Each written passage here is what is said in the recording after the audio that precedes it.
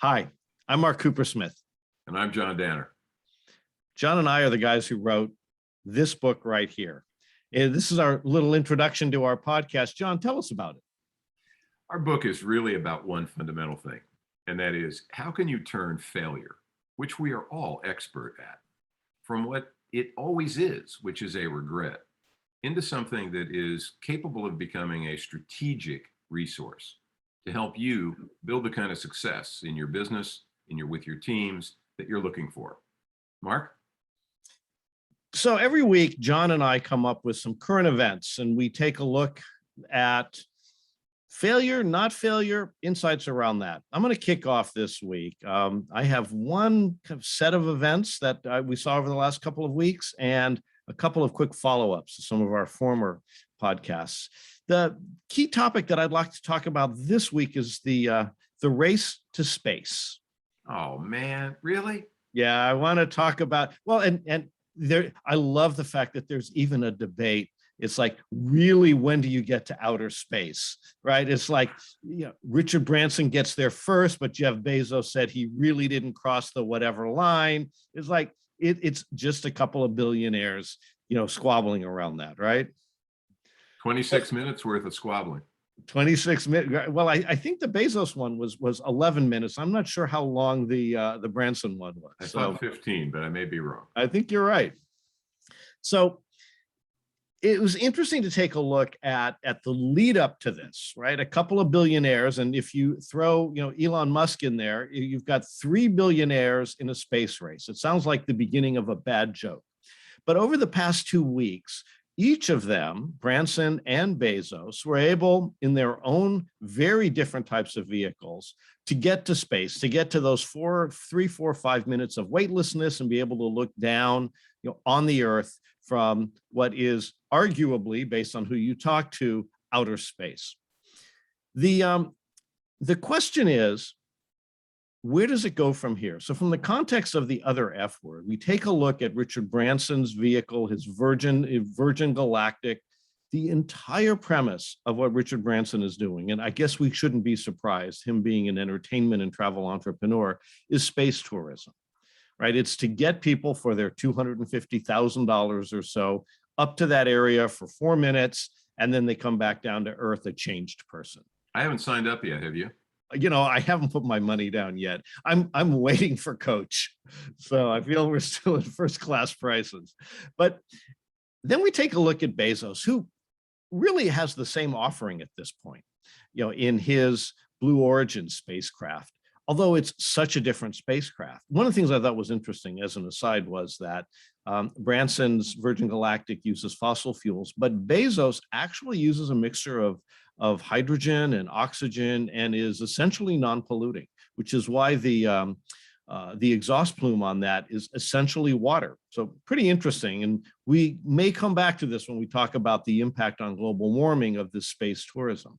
But when you take a look at what Bezos is doing, he's looking to use this as a platform to commercialize a much broader spectrum of opportunities in outer space. It could be asteroid mining. It could be taking more polluting industries and moving them off Earth to help protect Earth, whether we move them to the moon or elsewhere, and a host of other things. So where's the failure here? I thought these were 2 success stories in the last week. Well, you know, they very well, first of all, they are success stories in that they both went to space and came back. They are success stories in that the billions of dollars that has been spent so far has at least resulted in getting to this point.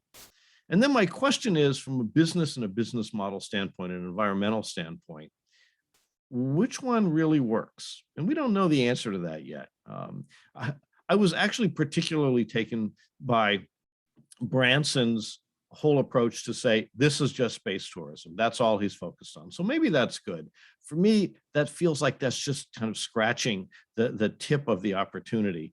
But he reinforced it. If you take a look at his leadership team, who's the leader, who's the CEO of that organization?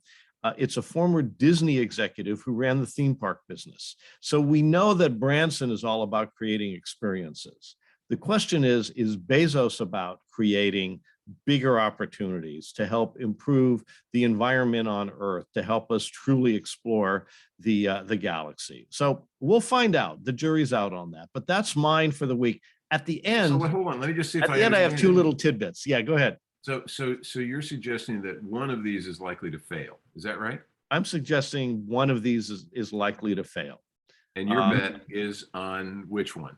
Well, right now, my bet is on Branson, because it feels like how many people can spend $250,000 for a ticket for 4 minutes in space is ultimately my question, to pay back all the billions that have gone into it. Now, that said, this just may be a platform for transport to the moon, transport to Mars. Who knows what's going to happen next?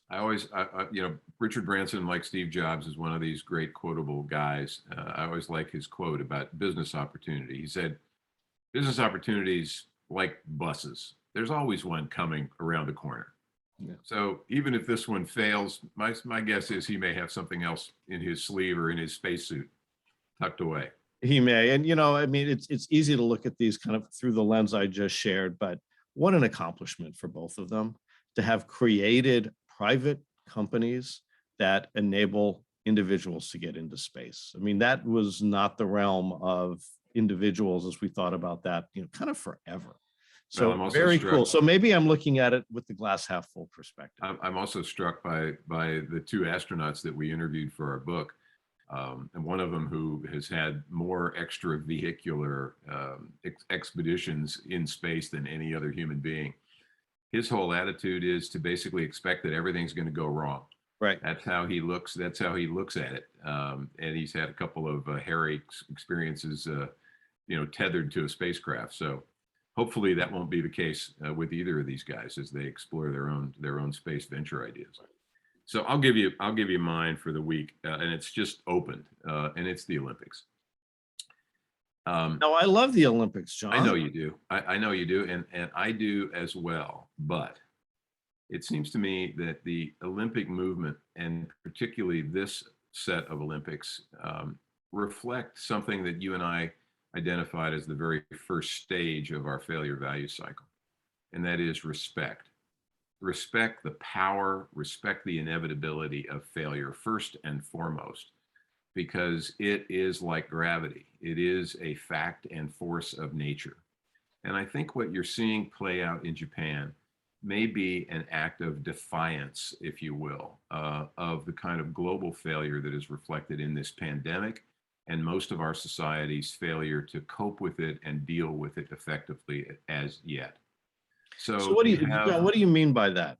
I mean, it's a collision of, I think, several failures at once. First is a fairly rigid business model, operational and financial model of the Olympics itself. Well, that's going to fail. That clearly is going to fail, right? We're all familiar with it, right? Yeah. The host spends billions of dollars to create oftentimes one-use facilities that are magnificent on television for a few weeks, and then they lie idle, and people are left to pay the cost of it. In this case, that created an impetus to almost keep Japan on the spot to host this, arguably too soon after last year's postponement to deal with the pandemic. So you have this rush to a showcase, basically, which feels very, very premature, wholly apart from what's going on in the COVID situation in Japan right now. That's number one. Number two, you have all of the sequelae of that business model playing out now in a way that is proving to be embarrassing. And the most evident example of that is Toyota's decision to pull out of advertising in this Olympics. That's just amazing to me that Toyota, probably one of the most identifiably Japanese success stories of our generation, decides to pull out of its own host country's Olympics. And John, why did they pull out? I mean, right, they were one of the lead sponsors. Yeah, you have to assume that they made a hard business decision to say that association with the Olympics this time around is not going to help them sell cars. Yeah. And that's a pretty evident statement, I think, about a failure in the making. Yeah. And the final thing is the whole notion of this kind of an expedition, this way in which you showcase amateur sports, may just be running out of gas. It may be a failing business model, a failing financial model that might be time to think about an alternative way to allow people to compete on an inspiring stage, but perhaps not move it around every place in the world, and with all the potential corruption associated with that. So Yeah. that's my kind of bet on a failure in the making, even though obviously we wish the athletes enormous success and a great experience while they're there. And stay safe, right? Yeah, two quick thoughts on that too. I mean, the NCAA recently changed amateur status and the ability of college athletes to start making money. Does that change how you view the Olympics as well? Yeah, the borderline, not just between space and not, but between amateur and professional is now shifting as well. So I think the NCAA and the Olympics both are tired business models. Yeah. They've run it. They either have or are running out of gas. So That's my candidate. That's a tough one. That is a tough one. And Japan just felt, from a COVID standpoint, just not ready to do this as well. And they knew this was coming, right? They knew this was coming. I have two quick follow-ups to some of our previous ones, and then we can say goodbye for now. One of them was, and we've talked about this company it seems like almost every episode. Boing, boing, boing, boing. Yeah, exactly. It's like, what's with Boeing, right? All of their, which one was it this time around? 737s and 787s had recalls, grounded, whatever else it is, sensors. So yeah, Boeing just keeps boing, boing, boing, John. You're absolutely right. From one failure to the other, and they don't seem to get it. So sorry about that for Boeing. The other one is Twitter. And Twitter has a few issues. First of all, with our former president no longer tweeting, there's a lot less interest in some of the Twitter platform. And then Twitter also had launched a disappearing tweet product called Fleets a while back. And this last week, they discontinued Fleets. John, you're cringing. Why are you cringing over Fleets? Every once in a while, you have to ask yourself, what committee approved that brand name? What in the spirit of the other F word, what the F were they thinking? Because what is a fleet, John? I think it's an enema, if I remember. It's an enema product, absolutely. So Twitter either apologized or congratulated itself for pulling that product this past week. You mean for flushing that product? Flushing that product, exactly. Well, at least they're not afraid to fail, and they did so with a little bit of humor. So that's it for this episode of The Other F Word. Until next time, goodbye and stay safe.